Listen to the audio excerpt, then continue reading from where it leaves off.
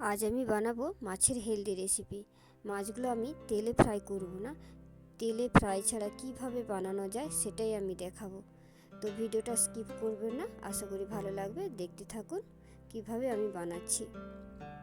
তো প্রথমে আমি 2 পিস রুই মাছের পিস নিয়েছি টমেটো কুচনো, ক্যাপসিকাম কুচনো, কাঁচা লঙ্কা, রসুন কুচানো, আদা থেতনো আর পেঁয়াজ কুচি।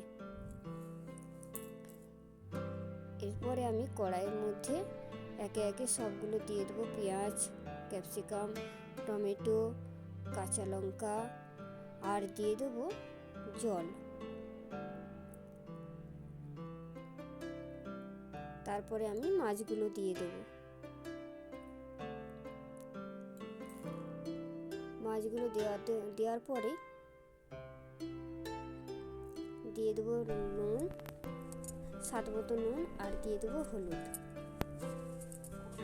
এরপরে আমি ঢাকনা দিয়ে রাখবো। ঢাকনা খুলে যখন মাছের কালারটা চেঞ্জ হয়ে যাবে তারপরে দিয়ে দেবো আদা থেতানো আর রসুন কুচি।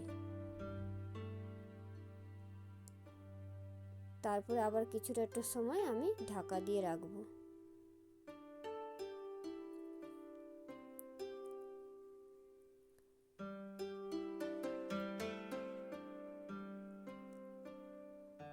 আবার কিছুক্ষণ পরে ঢাকাটা খুলে যখন ঝোলটা কমে আসবে আর মাছটা সিদ্ধ হয়ে আসবে তারপরে আমি দিয়ে দেব সরষের তেল 2 চামচ।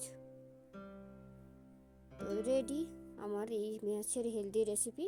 এটা খুব স্বাস্থ্যকর, খেতেও ভালো, দেখতে যেমন ভালো হয়েছে খেতেও খুব সুন্দর আর খুবই স্বাস্থ্যের পক্ষে খুবই উপকার। তো আপনারা করে খান, সবাইকে খাওয়ান আর ভালো থাকুন, সুস্থ থাকুন। দেখা হচ্ছে নেক্সট ভিডিও।